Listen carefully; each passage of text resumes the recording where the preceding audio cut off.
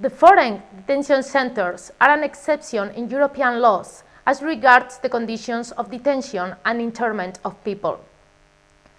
Although these public establishments are not prisons, migrants in an irregular situations are retained inside. It is an international phenomenon. Over the past decade, about 600,000 people have passed through these centres, and it continues to grow.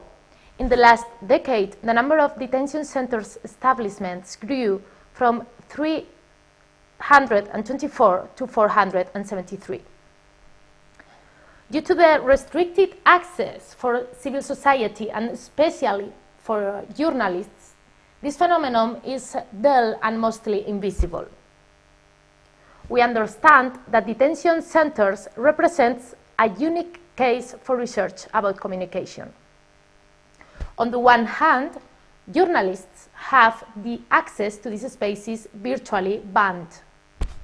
As a result, the phenomenon of detention centres raises specific and measurable realities against both the right to inform and be informed and the ethical and social responsibility of the profession. Issues which are usually quite abstract. Due to the restricted access to communication professionals, associations claiming the rights of migrants become the only unofficial source for journalists. This context allows unfiltered studying the ability of associations to place the issue on the agenda of the media.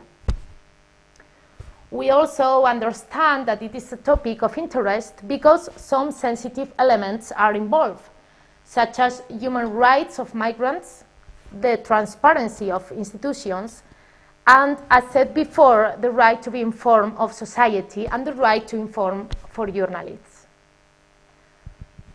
The work we published in Revista Latina de Comunicación Social is based on our research conducted at the Department of Journalism II of the University of the Basque Country, where we wanted to analyze the visibility of the detention centers in some mainstream Spanish media and the role played by associations and journalists in placing this issue on the media agenda. For this, we have conducted a quantitative study of text published on the subject in the daily El País, El Mundo, ABC, and eldiario.es from 2009 to 2013. And there have been in-depth interviews with representatives of associations and journalists. The results show, first, that associations claiming the rights of migrants are the main source of such news. On the other hand, it can be seen that social organizations against the detention centers have managed, through networking that is consolidated from first state meeting of collectives in fighting detention centers, a discourse about detention centers conditions based on reports produced with the support of experts that has been effective to reach the mainstream media.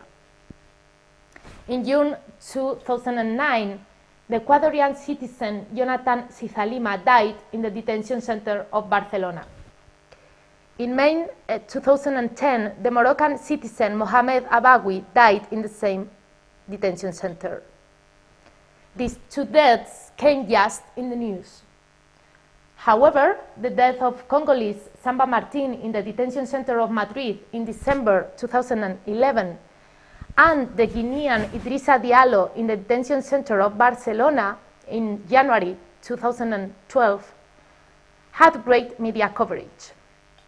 It is clear that in late 2011, the associations were prepared to place the issue in the agenda of the media and therefore on the politicians' and judges' agenda. The results also reflect the interest of the profession has been rather limited. Open Access Now campaign that claimed the access of journalists in the detention centers had an uneven track in different European countries. In Spain, journalists joined only individually the request made by social organizations to join the campaign. The interviewed journalists blame on the precarious situation of the profession, the lack of unity of the journalists, and the weakness of the specialized journalism to explain this attitude.